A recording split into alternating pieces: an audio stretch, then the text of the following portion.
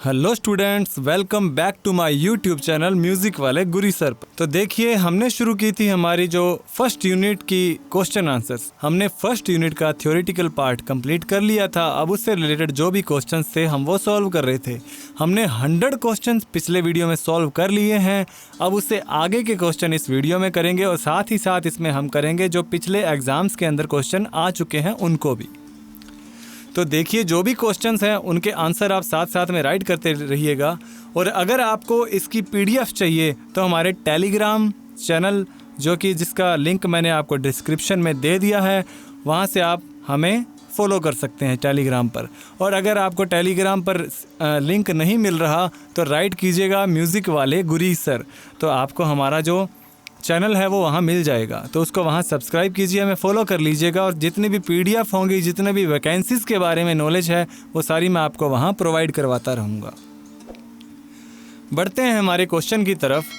101 number question, संगीत में समय नापने के लिए किस इकाई का प्रयोग किया जाता है?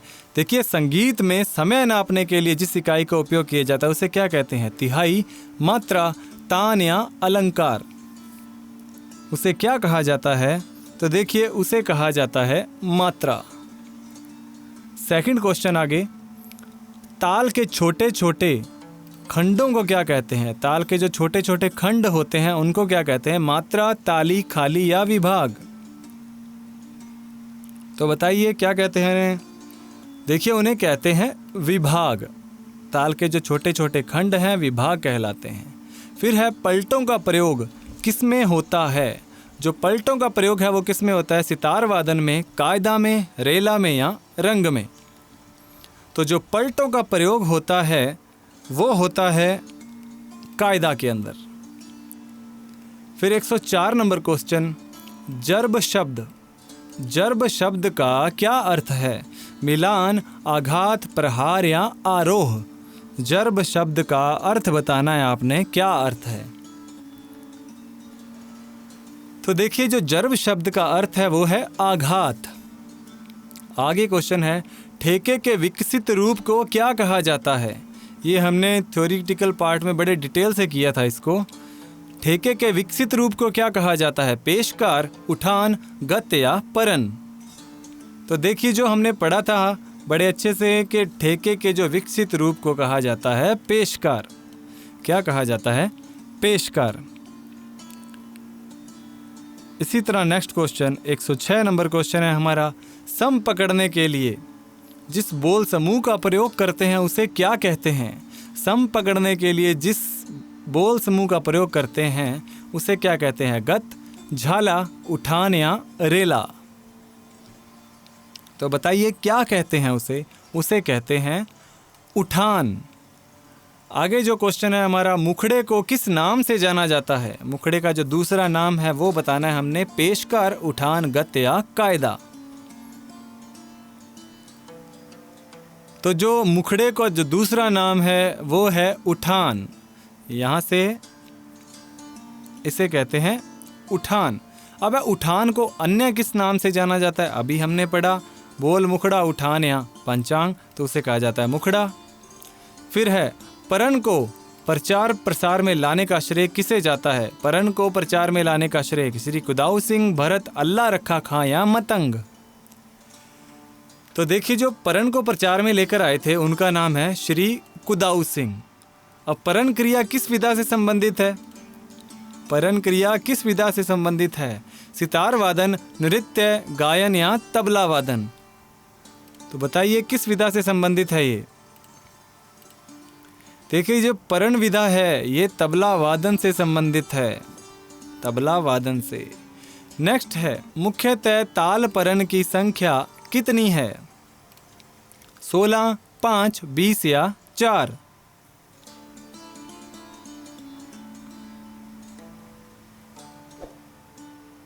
ताल परन की संख्या बतानी है कितनी है, तो वो है 5। अगला क्वेश्चन, रेला किस लय में बजाया जाता है? रेला किस लय में बजाया जाता है? द्रुत, अति द्रुत, विलंबित या मध्य लय? तो बताइए किस लय में बजाया जाता है रेला? हमने पढ़ा था कि इसका नाम ही काफ़ी है, रेला यानी कि रेल बनाना। रेल मतलब द्रुत लय, द्रुत लय में बजाया जाता है ये। नेक्स्ट है, सा से प्रत्येक स्वर के निकाले गए अंतराल को क्या कहते हैं? सा से जो हर एक स्वर का जो अंतराल है उसे क्या कहते हैं? स्वरित, पूर्णांक, अनकोण या अनुलोम। स्वरित, पूर्णांक, अनकोण या अनुलोम। तो देखिए जो हमने पढ़ा था कि सा से जो प्रत्येक स्वर का जो अंतराल है उसे स्वरित कहते हैं, और स्वरित के बारे में हमने डिटेल से पढ़ा था। अब आगे है रेला समूह कौन सी लय में बजाया जाता है? ये हम अभी पढ़ के गए हैं, रेला समूह जो द्रुत लय में बजाया जाता है। नेक्स्ट है, रेले के प्रचार प्रसार का श्रेय किसको जाता है? यहाँ ये इंपॉर्टेंट क्वेश्चन है, प्रचार प्रसार का श्रेय किसको जाता है रेले के? नाना साहब पान से भात खंडे, अल्लाह रखा खां या भरत। तो देखिए जो रेले को प्रचार प्रसार में लाने का जो श्रेय है वो नाना साहब पानसे को जाता है। किन्हें जाता है? नाना साहब पानसे को। इसी तरह नेक्स्ट क्वेश्चन, नव हक्का किस वर्ग का बोल है? कायदा, रो, तिहाई या पेशकार? नव हक्का किस वर्ग का बोल है, हमने ये बताना है। तो देखिए जो ये नव हक्का वर्ग तिहाई वर्ग का बोल है। किसका है? तिहाई वर्ग का। फिर है, लग्गियों की श्रृंखला को क्या कहते हैं? लग्गियों की श्रृंखला को क्या कहते हैं? देखिए लग्गियों की श्रृंखला को, जब हमने लग्गी का टॉपिक किया था उसके अंदर मैंने बताया था कि जब लग्गी की श्रृंखला बन जाती है तो उसे एक लड़ी कहते हैं। ऑप्शन पढ़ने की जरूरत नहीं है, तो वो क्या बन जाती है? एक लड़ी बन जाती है। इसी तरह एक तिहाई को 3 बार बजाया जाना क्या कहलाता है? एक तिहाई को 3 बार बजाना, चक्करदार तिहाई, आवर्तन, आवृत्ति या ठेका? देखिए जो चक्करदार तिहाई है, यानी कि एक जब तिहाई को हम 3 बार बजाते हैं तो वो चक्करदार तिहाई कहलाती है। फिर है, चक्करदार के कितने प्रकार हैं? चक्करदार के प्रकार बताने हैं, कितने हैं? 3, 5, 6 या 8? चक्करदार के प्रकार हैं जी 3। और कौन कौन से हैं? आपने इस टॉपिक को अच्छे से पढ़ा है तो आप बताएंगे कि कौन कौन से प्रकार हैं इसके। फिर है कमाली चक्करदार। देखिए यहाँ पर एक प्रकार आपको पता लग गया कि कमाली चक्करदार है, बाकी 2 आप बताइएगा। कमाली चक्करदार में कितने धा होते हैं? 11, 15, 9 या 22? 11, 15, 9 या 22? तो जो कमाली चक्करदार होता है उसमें 9 धा होते हैं। अब आता है, ललित कला के अंतर्गत कौन सी कलाएं सम्मिलित होती हैं? ललित कला के अंतर्गत कौन सी कलाएं सम्मिलित होती हैं? संगीत, कविता, चित्रकला, मूर्तिकला या वास्तुकला? संगीत, कविता, चित्रकला, मूर्तिकला या वास्तुकला? तो देखिए ललित कला के टॉपिक जब हमने पढ़ा था तो उसके अंदर हमने पढ़ा था कि उसके अंदर 5 विधाएं होती हैं। ठीक है, 5 कलाएं। तो कौन कौन सी थी ये 5 नाम वही हैं, संगीत, कविता, चित्रकला, मूर्तिकला और वास्तुकला। वास्तुकला को स्थापत्य कला कहते हैं। तो ये 5 नाम, यानी कि हमारा ऑप्शन नंबर बी राइट है यहाँ पर। आगे बढ़ते हैं, 5 मार्गीय तालों में कौन सा शामिल नहीं लिखना यहाँ पे, शामिल है? चंचपुट, छठ पिता पुत्रक, चाचपुट, सम्यक, वेष्टक और उद्धट। तो ऑप्शन हमारे ये हैं, देख लीजिए 122 नंबर क्वेश्चन। तो देखिए पांचों के पांचों नाम ही है सम्मिलित। नेक्स्ट बढ़ते हैं, काकू का प्रकार है राग काकू, क्षेत्र काकू, जाति काकू, स्वर काकू और मुद्रा काकू। हमने काकू का टॉपिक पढ़ा था तो उसके अंदर मैंने आपको बताए थे काकू के जो प्रकार हैं वो कौन कौन से हैं। तो उसके अंदर देखिए कौन कौन से हमने पढ़े थे, बताइए कौन कौन से पढ़े थे इनमें से। आप पहले टॉपिक को क्लियर जरूर किया कीजिए। क्वेश्चन को सोल्व करने से पहले टॉपिक को रीड करना, टॉपिक को पढ़ना बहुत ज़रूरी है, ताकि हमारा जो सबसे पहले जब हम टॉपिक क्लियर कर लेते हैं तो उसके बाद जब हम क्वेश्चन करते हैं तो हमारा ज्ञान और ज़्यादा स्थायी हो जाता है। तो देखिए, तो इसमें है, एक तो था राग काकू, फिर क्षेत्र काकू और स्वर काकू, यानी कि 1 2 4 1 2 4 हमारे ऑप्शन नंबर सी में है। जाति काकू और मुद्रा काकू का जिक्र उसके अंदर नहीं था। फिर मुद्रा के संदर्भ में निम्नलिखित कथनों पर विचार कीजिए। मुद्रा एक आध्यात्मिक भाव भंगिमा है। आध्यात्मिक भाव भंगिमा तांत्रिक अनुष्ठानों में, देखिए कहाँ बताया, तांत्रिक अनुष्ठानों में 104 मुद्राएं। कर्नाटक संगीत में मुद्रा एक आध्यात्मिक शैली।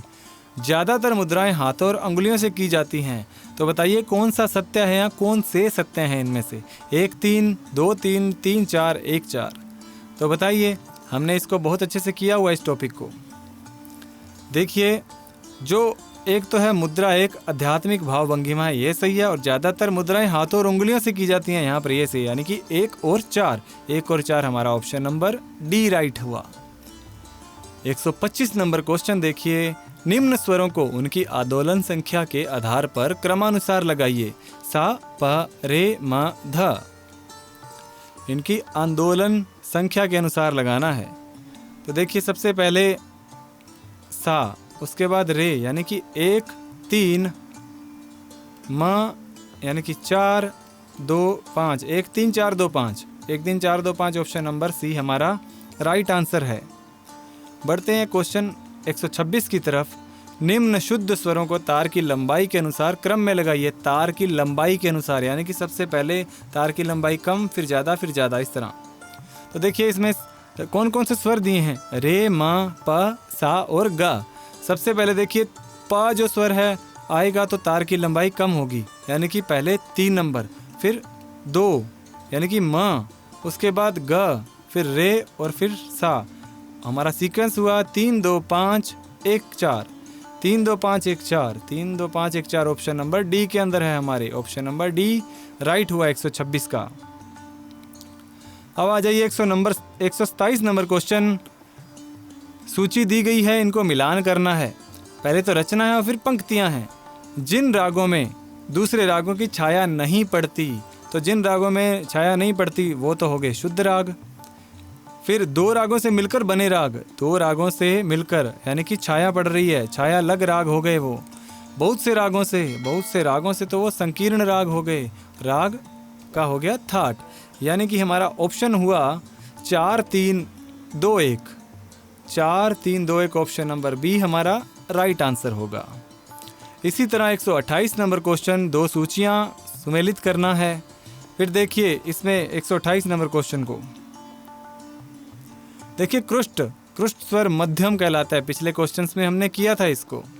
और प्रथम क्या कहलाता है, प्रथम किसका नाम था, पहले तो आप ये बताइए, प्रथम किसका नाम था। प्रथम था गंधार का नाम, सबसे पहले मिला जो था हमें, इसका नाम प्रथम रखा गया। और द्वितीय रखा गया ऋषभ का नाम, द्वितीय किसका रखा गया, ऋषभ का। और तृतीय रखा गया था सा का। सीक्वेंस हो गया हमारा 3 1 4 2, 3 1 4 2 हमारा ऑप्शन नंबर बी राइट हो गया।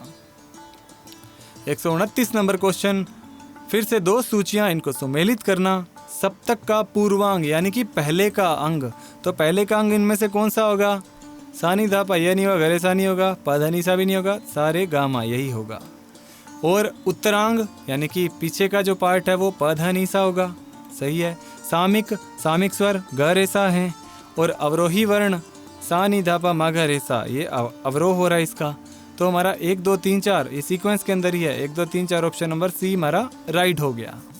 इसी तरह 130 नंबर क्वेश्चन देखिए, तो सूची 1 को 2 से सुमेलित करना है। सबसे पहले 2 वाले जो बड़े हैं इनको पढ़िए। इसमें एक स्वर के बाद 3 बार अथवा 2 बार चिकारी बजाते हुए किसी छंद का आधार लेते हुए द्रुत गति से वादन करते हैं, तो इसको तो झाला कहते हैं। तो ये ए का 1 हो गया। ए का 1 किसमें है, ए का 1 है, 1 के अंदर ही है देखो। तो यहीं से हमारा सोल्व हुआ 1 2 3 4, यानी कि ये सीक्वेंस में ही लगे हुए हैं। और सीक्वेंस में एक बार इनको पढ़ लो।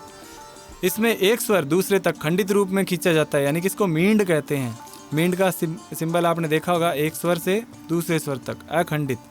इसमें स्वरों को एक दूसरे से अलग अलग न बजाकर परस्पर जोड़कर बजाया जाता है, वो हो गई घसीट, ठीक है। और सूत, जिन वाद्यों में पर्दे नहीं होते उनमें एक स्वर से दूसरे स्वर तक एक आघात में ही बजाने की क्रिया कहलाती है सूत। 1 2 3 4 हमारा राइट हो गया था। बढ़ते हैं क्वेश्चन नंबर 131 की तरफ। 131 नंबर क्वेश्चन, सूची फिर से आ गई है। जिन रागों में आरोह अवरोह करते समय 6 स्वरों का प्रयोग होता है, 6 स्वरों, आरोह अवरोह में दोनों में 6 होंगे तो वो षाडव हो गए, 6 यानी कि षाडव। और जिनमें 5 स्वरों का प्रयोग होता है, 5 वाले ओडव हो गए। जिन रागों में आरोह अवरोह में 7 स्वर का होता है वो संपूर्ण हो गए। और जिन रागों में आरोह में 7 और अवरोह में 6 लगते हैं, आरोह में 7 यानी कि संपूर्ण और अवरोह में 6 यानी कि षाडव। तो ये हो गया हमारा 2 1 3 4, 2 1 3 4 ऑप्शन नंबर बी हमारा राइट हो जाएगा। बढ़ते हैं 132 नंबर क्वेश्चन की तरफ। अब इसमें क्या पूछा गया है, कौन सी थाट राग उत्पत्ति युगम सही नहीं है। बिलावल थाट प्रत्येक स्वर शुद्ध, ये तो सही है। कल्याण थाट तीव्र अन्य स्वर शुद्ध, ठीक है। कमाज थाट नी कोमल आएगा, कोमल अन्य स्वर शुद्ध, ठीक है। काफी थाट ग ध नी कोमल, यहाँ गलत हो गया, धा नहीं आता कोमल उसके अंदर, धा शुद्ध होता है, तो यहाँ पर डी ऑप्शन हमारा राइट होगा। तो ग और नी कोमल होता है, शेष स्वर शुद्ध होते हैं इसमें। फिर नेक्स्ट क्वेश्चन देखिए, निम्नलिखित में से कौन सा युगम सही नहीं है। सही नहीं पूछा गया है। उत्तम वृंद 4 मुख्य गायन, सही है ये। मध्यम वृंद मुख्य 2 गायक, ठीक है। वृंद व्यक्तिगत रूप से किया गया कार्य है, इसको फिर देखते हैं, पहले नेक्स्ट देख लेते हैं। कनिष्ठ वृंद मुख्य 1 गायक, यहाँ ये सही। तो हमारा ऑप्शन जो अलग निकल रहा है वो है सी वृंद। वृंद तो होता है सामूहिक गान होता है। नेक्स्ट आ जाइए, निम्नलिखित में से कौन सा युगम सही नहीं है। चंचपुट 8 मात्रा, चाचपुट 7 मात्रा, सम्यक वेष्टक 12 मात्रा और उद्धट 6 मात्रा। तो इसमें जो ब है चाचपुट 7 मात्रा, ये नहीं होता, यहाँ ये मात्राओं की संख्या गलत दी गई है। तो क्या होगी मात्राओं की संख्या, आप कमेंट बॉक्स में राइट करके बताएंगे, तभी मुझे पता लगेगा कि आप लोग मेरी वीडियो से पढ़ भी रहे हो या नहीं। आ जाइए नेक्स्ट क्वेश्चन पे। कथन और कारण वाले क्वेश्चन आ गए हैं, यानी कि क्या सही होगा क्या नहीं, वो कूट को पढ़कर हम आंसर देंगे। सबसे पहले हमारा 135 नंबर क्वेश्चन देखिए आप। 1 ग्राम के अंतर्गत 22 श्रुतियों का समावेश होता है, बिल्कुल होता है, ये सही है। प्राचीन ग्रंथों में ग्राम के षडज मध्यम 2 भेद मिलते हैं, नहीं, यहाँ ये गलत है, 3 भेद मिलते हैं, 2 नहीं मिलते। तो यहाँ हो गया ए सही, आर गलत, ऑप्शन नंबर ए हमारा राइट। फिर 136 नंबर क्वेश्चन देखिए। सामान्य बोलचाल में आलापन राग नाम से भी जाना जाता है, राग नाम से भी जाना जाता है, बिल्कुल जाना जाता है। आलापन के पश्चात लयबद्ध परंतु ताल रहित प्रस्तुत की जाने वाली मनोधर्म प्रकार की तान कहा जाता है, वो तानम कहा जाता है। तो बिल्कुल ये भी कहा जाता है।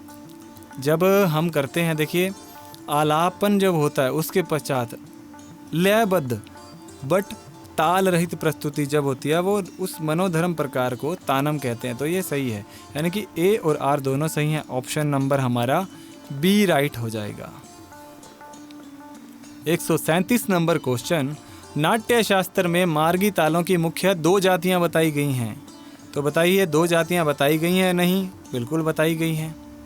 दोनों जातियों के 2 ताल बताए गए हैं, यहाँ ये भी सही है, यानी कि ए और आर दोनों सही हैं, ऑप्शन नंबर बी हमारा राइट होगा। 138 नंबर क्वेश्चन देखिए। कथन जिन रागों के स्वर जिस मेल से मिलते हैं वे उसी मेल के होते हैं, बिल्कुल सही बात है ये, क्योंकि जिस मेल से मिलेंगे उसी मेल के ही होंगे वो।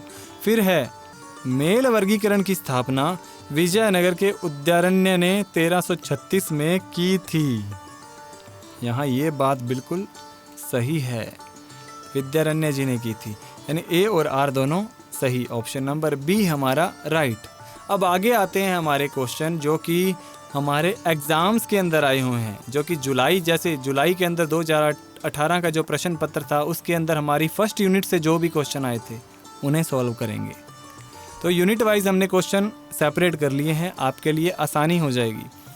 अब पहला क्वेश्चन है इसका, मेल राग वर्गीकरण की अवधारणा किस युग में प्रस्तुत की गई, अस्तित्व में आई। तो बताइए मेल राग वर्गीकरण है जो इसकी अवधारणा किस युग में अस्तित्व में आई थी, वैदिक, प्राचीन, मध्य या आधुनिक।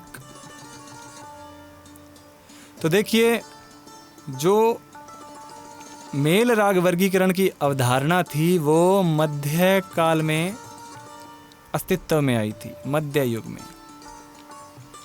फिर है जी अंतर्गंधार व काकली निषाद से युक्त मूर्छना को, अंतर्गंधार और काकली निषाद से युक्त मूर्छना को क्या कहते हैं, क्या कहते हैं इस मूर्छना को, सांतरा, सकाकली, साधारणीकृता या प्रस्तार।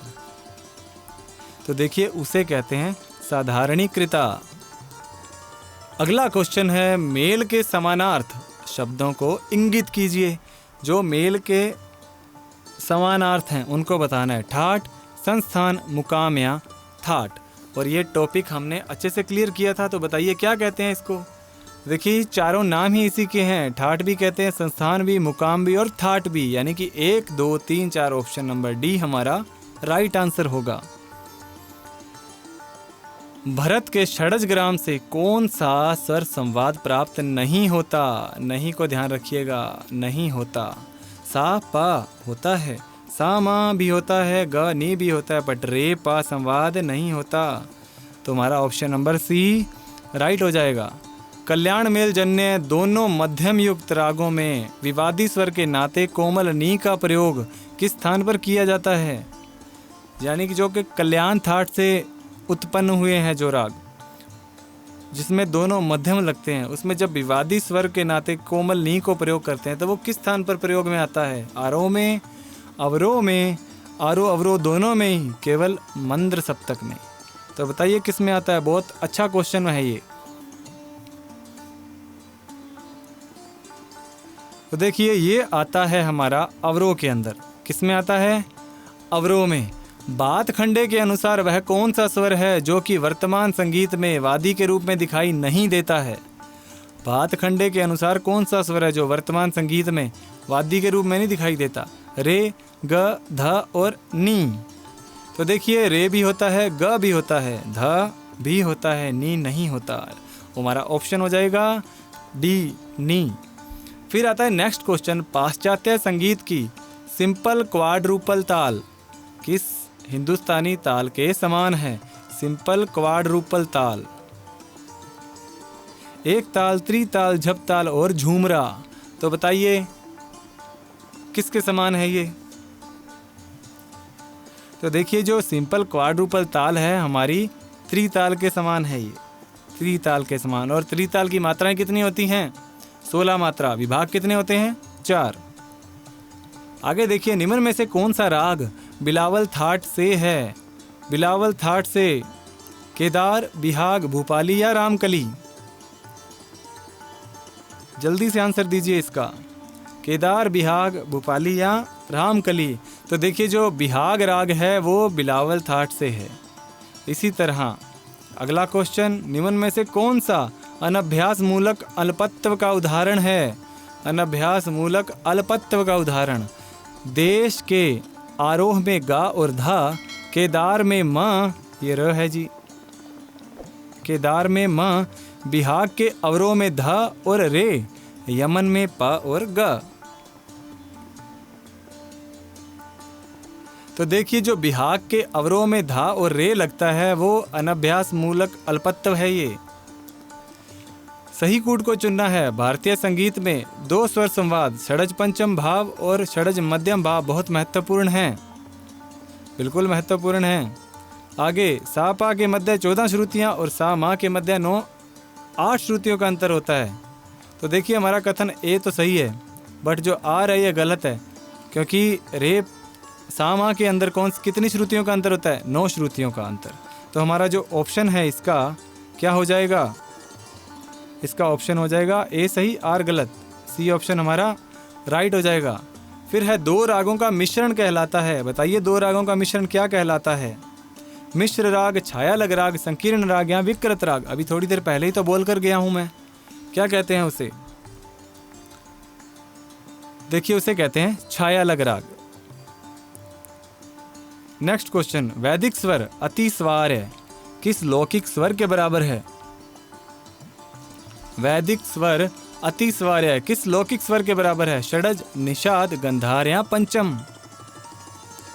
बताइए। ये है जी निषाद के बराबर। अगला क्वेश्चन, विकृत मूर्छना का नाम कौन सा है? विकृत मूर्छना, रजनी, सांतरा, सुखा या मंदा?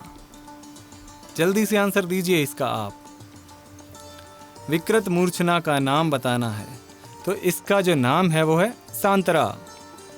संतरा नहीं है, ये सांतरा है।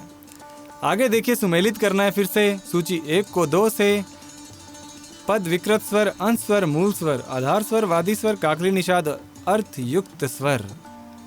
तो देखिए पद, हमने पद के बारे में पढ़ा था। देखिए पद जो है एक अर्थयुक्त शब्द होता है, अर्थयुक्त शब्द। विकृत स्वर होता है काकली, निषाद, और अंश स्वर होता है यानी कि वादी स्वर और मूल स्वर यानी कि रूट नोट आधार स्वर को कहते हैं। देखिए हमारा ऑप्शन हो गया 4 3 2 1। 4 3 2 1 ऑप्शन नंबर बी यहीं से दिखाई दे रहा है, हमें स्क्रॉल करने की जरूरत ही नहीं पड़ी। नेक्स्ट आ जाइए, निम्न में से संगीत का स्रोत कौन सा है? संगीत का स्रोत पूछा जा रहा है, ध्यान रखिएगा। नाद, ताल, स्तोत्र और वीणा। बताइए इसका आंसर। तो देखिए नाद ही है संगीत का स्रोत। आगे क्वेश्चन है, संगीत के ऐतिहासिक, सैद्धांतिक और व्यवहारिक विश्लेषण के लिए उपयुक्त शब्दावली क्या है? ऐतिहासिक, सैद्धांतिक और व्यवहारिक विश्लेषण के लिए, तो इसको देखिए क्या बोला जाता है, इसे बोला जाता है जी संगीत शास्त्र। अगला क्वेश्चन है, निम्नलिखित में से किस संज्ञा का प्रयोग समय मापन की इकाई के लिए होता है? ताल, लय, छंद या मात्रा। तो समय मापन की इकाई आप सभी जानते हैं कि ताल होती है। अगला क्वेश्चन देखिए, सी के मेजर स्केल में कितने टोन हैं? 5, 4, 6, 7। कितने टोन हैं बताइए।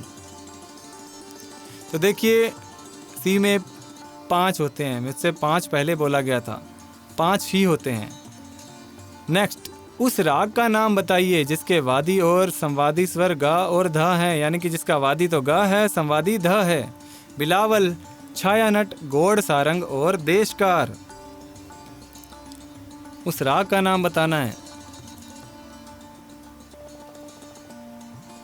तो देखिए जो गौड़ सारंग है इसका वादी स्वर गा है और संवादी दा है।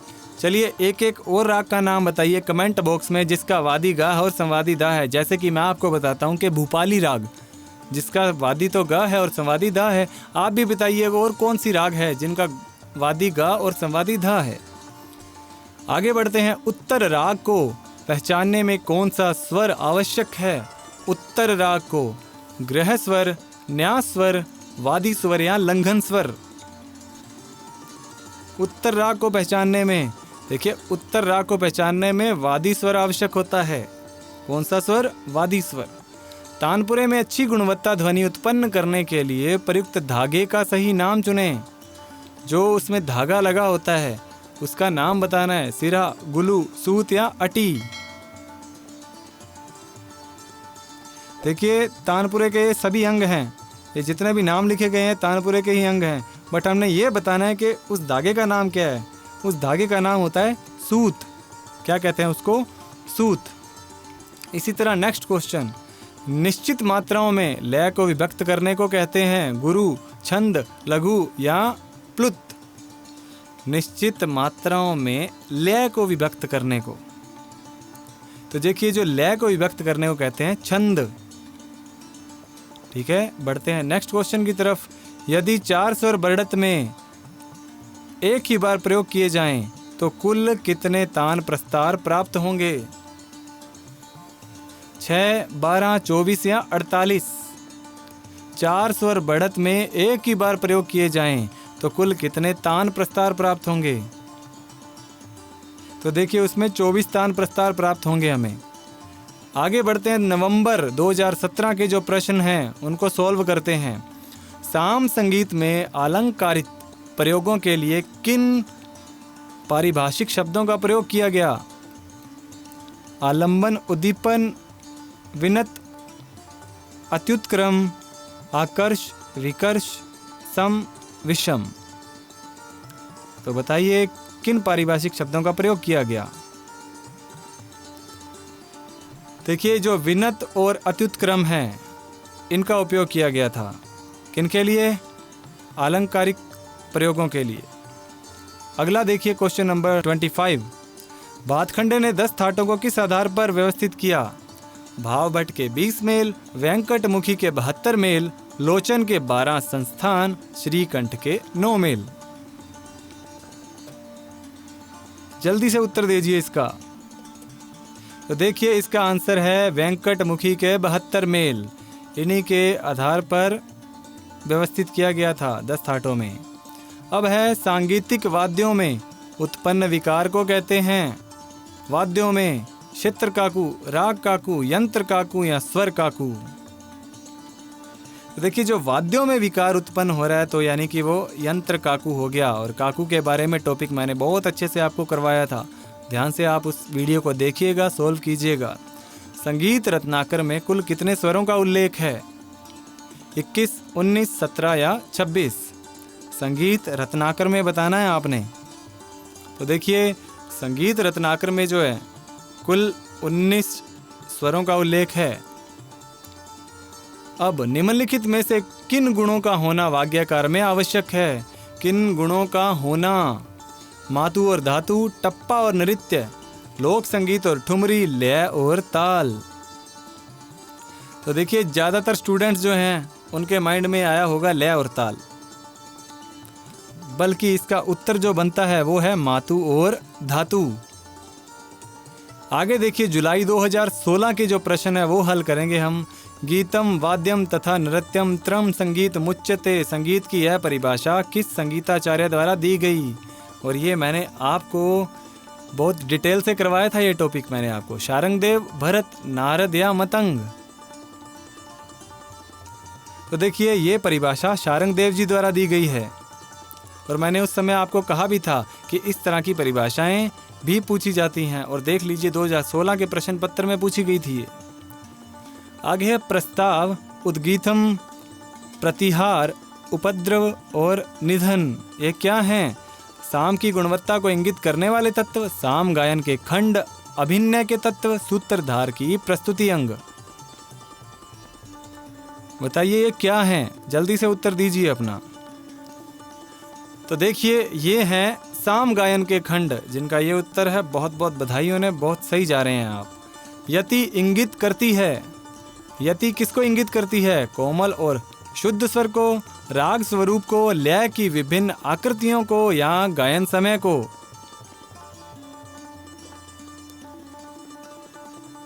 देखिए जो यति है वो लय की विभिन्न आकृतियों को इंगित करती है। अगला क्वेश्चन देखिए, निम्नलिखित में से विषम को चुनिए। कृष्ण, पद्मिनी, पतिता और प्रिया। इनमें से विषम को चुनना है, और इनमें से विषम जो है वो है प्रिया। नेक्स्ट क्वेश्चन, निम्नलिखित में से विषम को फिर से चुनना है हमने। देखिए गुणी, गायक, नायक और वाद्यकार। गुणी, गायक, नायक और वाद्यकार। तो इनमें से विषम हो गया वाग्यकार। आगे देखिए 34 नंबर क्वेश्चन, भारतीय शास्त्रीय संगीत में सामान्यतः लय के कितने प्रयोग होते हैं? कितने प्रकार प्रयोग होते हैं? 3, 6, 7 और 10। बताइए कितने प्रकार प्रयोग होते हैं? तो देखिए 3 प्रकार प्रयोग होते हैं। कौन कौन से? विलंबित लय, मध्य लय और द्रुत लय। ये 3 प्रकार प्रयोग में आते हैं। फिर दिसंबर 2015 के अंदर जो इस यूनिट से क्वेश्चन पूछे गए थे वो कौन से थे? सामगान की चौथी भक्ति छंद का क्या नाम है? चौथी भक्ति छंद जो है उपेजा, उपापति, उपद्रव या उपवेद। तो देखिए उसका नाम है उपद्रव। अगला क्वेश्चन जून 2015 के अंदर पूछा गया जो इस यूनिट से, यदि सा की बारंबारता 240 है तो माँ का कंपन क्या होगा? यानी कि कंपन संख्या पूछी जा रही है, आंदोलन संख्या। तो जो माँ का जो कंपन होगा वो 320 होगा। हमने कंपन संख्या को बहुत डिटेल से स्टडी किया हुआ है। तो आइए बढ़ते हैं नेक्स्ट क्वेश्चन की तरफ। श्रुतियों के अनुपात को क्रमानुसार लिखिए। श्रुतियों का जो अनुपात है 10:9, 16:15, 9:8, 3:2। तो देखिए ये ऑलरेडी सीक्वेंस में ही है, 1 2 3 4, 1 2 3 4 ही हमारा आंसर होगा।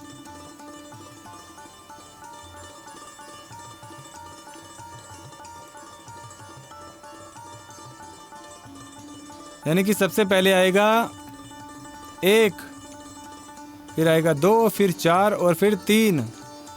10:9, 16:15, 3:2 और 9:8। यानी कि 1 2 4 3। ऑप्शन नंबर सी हमारा राइट आंसर होगा। आगे बढ़ते हैं। घसीट पद किससे संबंधित है? बहुत अच्छा क्वेश्चन है ये। मौखिक संगीत से, यांत्रिक संगीत से, ताल वाद्य से, या इनमें से कोई नहीं? घसीट पद आंसर दीजिए जल्दी से अपना आप। तो देखिए जो घसीट पद है वो यंत्रों से संबंधित है, यानी कि यांत्रिक संगीत से संबंधित है ये। आगे बढ़ते हैं। जून 2015 के जो क्वेश्चन है, दिन के किस समय से पूर्वांगवादी राग का संबंध है? दिन के किस समय से किसका संबंध? पूर्वांगवादी राग का। 12 बजे दोपहर से 12 बजे मध्य रात्रि, 12 बजे मध्य रात्रि से 12 बजे दोपहर, 4 बजे सुबह से 4 बजे शाम, 4 बजे शाम से 4 बजे सुबह। तो बहुत अच्छा क्वेश्चन ये, पूर्वांग उत्तरांग में हमने पढ़ा था इसके बारे में। आंसर दीजिए आप फटाफट। तो देखिए जो पूर्वांग था वो 12 बजे दोपहर से 12 बजे मध्य रात्रि था। तो ऑप्शन नंबर ए हमारा राइट होगा। निम्नलिखित में से कौन सी स्वरावली रजाखानी गत की है? रजाखानी गत की स्वरावली बतानी है। तो ये चारों स्वरावलियां आप पढ़ लीजिए। इनमें से रजाखानी गत की स्वरावली कौन सी होगी? और मैंने आपको बताया भी था बोल के। तो उसमें हमने पढ़ा था दा दिर दिर दिर दार दार दा, यहाँ डा लिखा हुआ है सब में। तो ऑप्शन होगा सी। आगे बढ़ते हैं। 3 स्वरों वाले प्राचीन तान को क्या कहा जाता है? 3 स्वरों वाले प्राचीन तान को आर्चिक, गायिक, सामिक या ऋत्विक? जल्दी से अपना उत्तर दीजिए कि 3 स्वरों वाले प्राचीन तान को क्या कहा जाता है। देखिए 3 स्वरों वाले जो प्राचीन तान है उसको सामिक कहते हैं। और 3 स्वर कौन कौन से हैं वो कमेंट बॉक्स में आप राइट करके बताएंगे कि वो 3 स्वर कौन कौन से हैं। आगे बढ़ते हैं। 5 नोट वाले म्यूजिकल स्केल को क्या कहा जाता है? 5 नोट वाले, 5 यानी कि ऑडव, सीधा आंसर निकल रहा है ऑडव सप्तक। आगे बढ़ते हैं। प्राचीन ग्रंथकारों ने अपने स्वर किस श्रुति पर स्थापित किए? और जब हमने श्रुति का टॉपिक पढ़ा था और श्रुति व्यवस्था थी उसके बारे में हमने पढ़ा था श्रुति स्वर व्यवस्था में। तो वहाँ मैंने बताया भी था कि प्राचीन और आधुनिक ग्रंथकारों ने कौन कौन सी श्रुति पर रखे हैं। प्रथम श्रुति, द्वितीय श्रुति, तृतीय और अंतिम। आंसर दीजिए आप अपना। तो जो हमारा आंसर होगा प्राचीन यानी कि पीछे, मैंने उसमें बताया था प्राचीन मतलब पीछे यानी कि अंतिम श्रुति पर, आधुनिक यानी कि आगे यानी कि प्रथम श्रुति पर। अब है गमक का प्रकार कौन सा है? तूर्य, मत, वली या ऋक? गमक का प्रकार बताना है, आंसर दीजिए आप। देखिए जो गमक का प्रकार है तूर्य, मत और ऋक नहीं होते, वली होता है। आगे वर्ण के कितने प्रकार हैं? वर्ण के 4, 3, 14 या 7? वर्ण के प्रकार, देखिए जो वर्ण के प्रकार हैं वो 4 हैं। कितने प्रकार हैं वर्ण के? 4 हैं। अब आगे क्वेश्चन है राग के व्यक्तित्व को दर्शाने को क्या कहते हैं? जब राग के व्यक्तित्व को दर्शाते हैं तो उसे क्या कहते हैं? काकू, स्थाय, अलंकार या वर्ण? बताइए उसे क्या कहते हैं? देखिए राग के जो व्यक्तित्व को दर्शाते हैं तो उसे क्या कहते हैं? स्थाय कहते हैं। कौन सी जोड़ी भिन्न है? भिन्न जोड़ी को बताना है आपने। जाति मींड, वादी संवादी, शुद्ध विकृत या गमक आंदोलन? देखिए गमक आंदोलन के बारे में भी सुना है, शुद्ध विकृत भी होता है, वादी संवादी होते हैं, पर जाति मींड नहीं होता। ऑप्शन नंबर ए हमारा राइट हो जाएगा। फिर है मसीत खानी गत, किस मात्रा से शुरू होती है? मसीत खानी गत 12वीं मात्रा, 13वीं मात्रा, 9वीं मात्रा या 5वीं मात्रा? तो देखिए जो मसीत खानी गत है वो 12वीं मात्रा से शुरू होती है। गतों के बारे में हमने टॉपिक में क्लियर किया था और मैं आपको एक बार फिर से कहना चाहता हूँ, अगर टॉपिक आपका क्लियर नहीं है तो आप हमारे प्रीवियस वीडियो देख सकते हैं। पिछले वीडियो देखिए, अपने टॉपिक को ज़रूर क्लियर कीजिए। ज़रूरी नहीं कि आपने नेट का एग्ज़ाम देना है, KVS, NVS बहुत से म्यूज़िक टीचर के एग्ज़ाम होते हैं, सभी में ये काम आने वाली चीज़ है। और ये पारिभाषिक शब्दावलियाँ तो हर एक एग्ज़ाम में आती हैं। ध्वनि के विकार को क्या कहते हैं? कण, खटका, मुर्की या काकू? ध्वनि के विकार को ये पढ़ लेना आप ध्यान से। देखिए जो ध्वनि का विकार है उसे कहते हैं काकू। और काकू के कितने प्रकार होते हैं मैंने बताया था आपको। श्रुति की कितनी जातियां हैं? श्रुति की कितनी जातियां हैं? 5, 3, 10 या 2? श्रुति की जातियां, श्रुति की 5 जातियां होती हैं। कितनी जातियां होती हैं? 5। आगे बढ़ते हैं क्वेश्चन नंबर 51। थाट की संरचना में स्वरों का क्रम क्या रहता है? थाट की जो संरचना है उसमें स्वरों का क्रम क्या रहता है? अवरोहात्मक, आरोहात्मक, वक्र या आरोहात्मक एवं अवरोहात्मक दोनों। जल्दी से आंसर दीजिए, बहुत इंपॉर्टेंट क्वेश्चन है। थाट की संरचना में स्वरों का क्रम पूछा गया है, क्या रहता है? और थाट का टॉपिक जब करवाया था मैंने बताया था कि थाट में सिर्फ आरोह होता है, अवरोह नहीं होता। आरोहात्मक, जिनका ये आंसर है मैनी कॉन्ग्रेचुलेशन उनको। आगे बढ़ते हैं। गीत, वाद्य, नृत्य कलाओं को धारण करने वाला आधार क्या कहलाता है? गीत, वाद्य, नृत्य इन कलाओं को धारण करने वाला आधार क्या कहलाता है? अंडरलाइन कर लीजिए कीजिए, जो मेन आपको वर्ड दिख रहा होता है उसको। तो क्या कहलाता है बताइए? ताल, ठेका, संगीत या स्वर?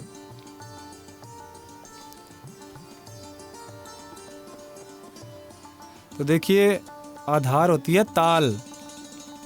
ताल कहते हैं उसे। संगीतज्ञों ने ताल के कितने प्रकार बताए हैं? 2, 3, 4 या 6?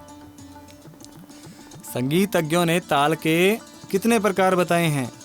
जल्दी से आंसर दीजिए आप।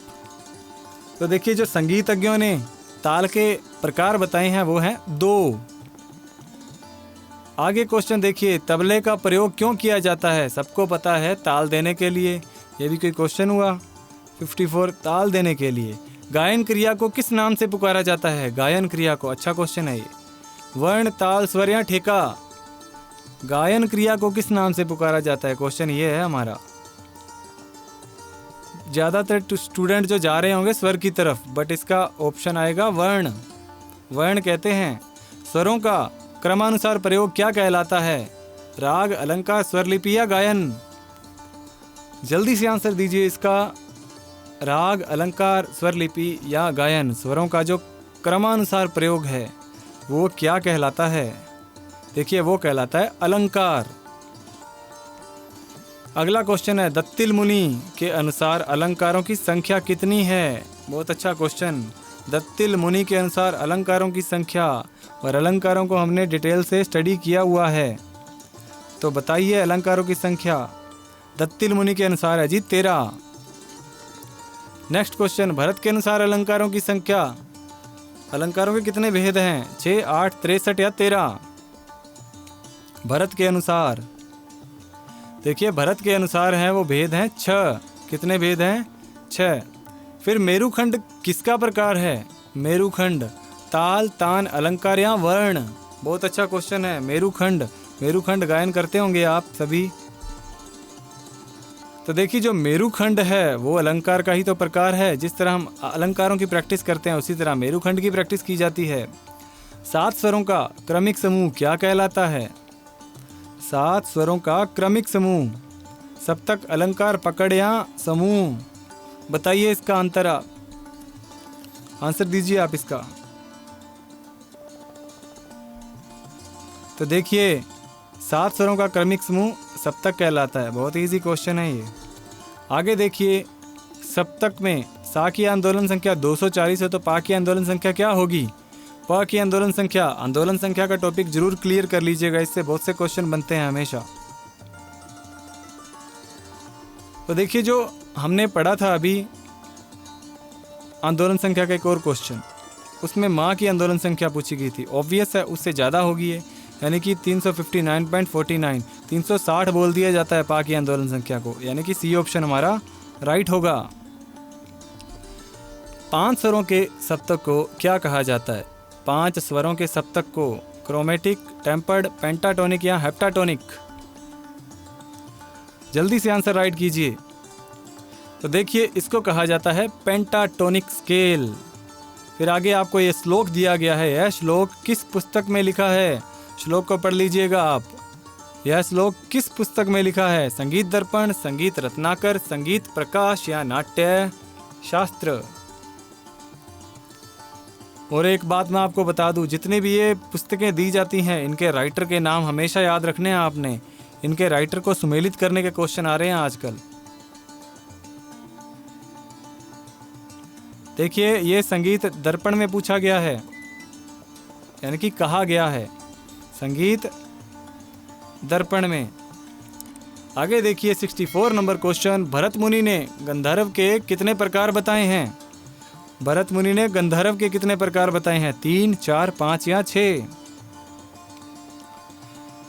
जो भरत मुनि ने बताए हैं वो हैं 3। कितने हैं? 3। नेक्स्ट क्वेश्चन देखिए, ये जो ऊपर आपको लाइन दी गई है ये परिभाषा है, एक मार्गी संगीत की परिभाषा है।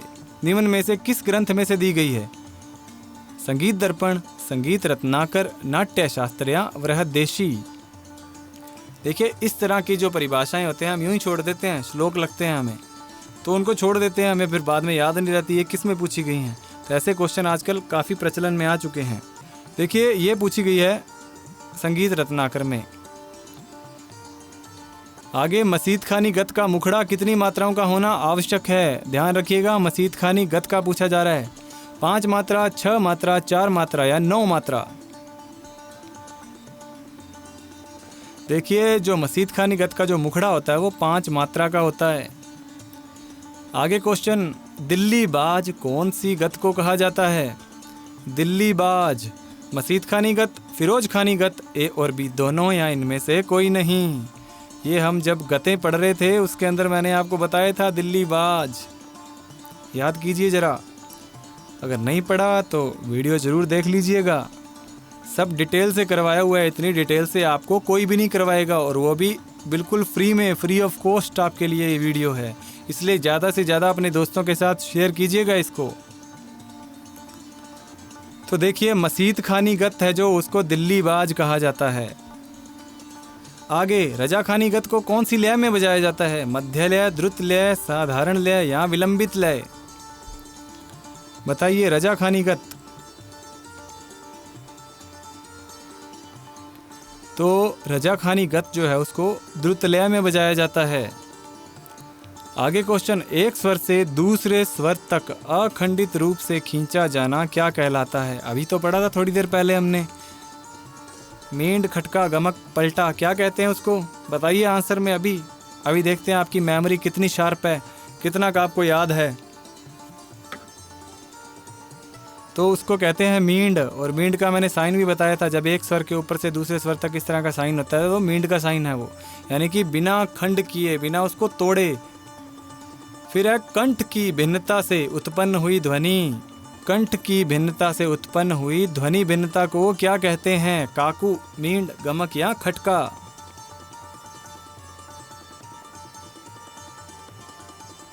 तो उसको कहते हैं जी काकू। और काकू के टॉपिक को अच्छे से पढ़ लीजिएगा। कई तो ये पूछते रहते हैं कि काकू होता क्या है, तो काकू को पढ़ लीजिएगा, बहुत इंपॉर्टेंट है। काकू कितने प्रकार का होता है? अब छोटे बच्चों को भी हम काकू कह देते हैं, वो वाला काकू नहीं है ये। 6, 7, 8 और 10 काकू कितने प्रकार का होता है बताइए? काकू होता है 6 प्रकार का। टॉपिक को क्लियर जरूर कर लेना, काकू 6 प्रकार का होता है। कौन कौन सा होता है ये जरूर पढ़ लेना आप। देखिए रागों की मुख्य कितनी जातियां मानी गई हैं? मुख्य जातियां पूछी जा रही हैं यहाँ आपसे। 3, 4, 5 या 6? तो देखिए जो रागों की जातियां हैं वो 3 हैं, और ये हमने राग के टॉपिक में पढ़ा था। कौन कौन सी है कमेंट बॉक्स में राइट करके जरूर बताइएगा। आगे बढ़ते हैं। राग शब्द की सर्वप्रथम प्रमाणिक परिभाषा कौन से ग्रंथ में मिलती है? संगीत रत्नाकर, नाट्य शास्त्र, बृहद्देशी या संगीत दर्पण? राग शब्द की सर्वप्रथम प्रमाणिक परिभाषा कहा गया है। यहाँ पे मैंने जो अंडरलाइन किया ध्यान से देखिएगा, प्रमाणिक परिभाषा। तो बृहद्देशी, और बृहद्देशी ग्रंथ लिखा था मतंग ने। और ये बाकी बताइएगा आप, संगीत रत्नाकर, नाट्य शास्त्र और संगीत दर्पण किन किन्होंने लिखे थे ये ग्रंथ? आगे बढ़ते हैं।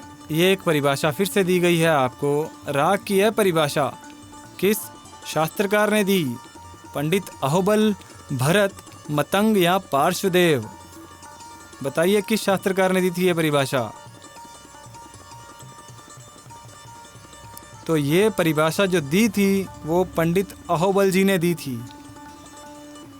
इसी तरह अगला क्वेश्चन, राग के कितने प्रकार बताए गए हैं? राग के प्रकार बताने हैं 3, 4, 5 या 6?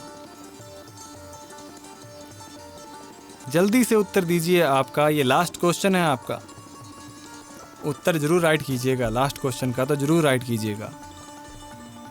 तो देखिए जो राग के प्रकार हैं वो हैं 3। तो इस तरह हमारे फर्स्ट यूनिट के जो जितने भी क्वेश्चन बन रहे थे वो भी हमने किए, और जो एग्ज़ाम्स में आ चुके हैं वो भी हमने किए हैं। तो उम्मीद करता हूँ कि आपके लिए ये वीडियो बहुत इम्पोर्टेंट रही होगी। ये NVS KVS किसी भी तरह का म्यूज़िक कंपटीशन का एग्ज़ाम क्यों ना हो, हर एक के अंदर पारिभाषिक शब्दावली आपसे पूछी जाती है। तो ये वीडियो आपके लिए बहुत इम्पोर्टेंट है। यूनिट फर्स्ट को ज़रूर क्लियर कीजिएगा। चलिए मिलते हैं किसी नए टॉपिक में। और हाँ, अगर वीडियो अच्छी लगे तो अपने दोस्तों के साथ में शेयर जरूर करना। और वैसे शेयर करनी बनती है क्योंकि जो म्यूज़िक रिलेटेड कंटेंट है बहुत कम मिलता है आपको। मैं आपको बिल्कुल फ्री में प्रोवाइड करवा रहा हूँ, इसका फ़ायदा आप उठाइए और अपने दोस्तों के साथ में शेयर कीजिए, ताकि आप एक दूसरे के साथ में डिस्कस भी कर पाएँ कि इस टॉपिक में क्या बोला गया था। अगर मैंने कुछ गलत भी बोल दिया हो तो कमेंट में ज़रूर बताइएगा, मैं उसको करेक्ट भी करूँगा। मैं भी आपकी तरह एक इंसान हूँ, गलती हो सकती है, ठीक है। तो मिलते हैं नए यूनिट के साथ में, नए प्रश्नों के साथ में अगले लेक्चर के अंदर। तब तक के लिए जय हिंद, जय भारत। पढ़ते रहिए, बढ़ते रहिए।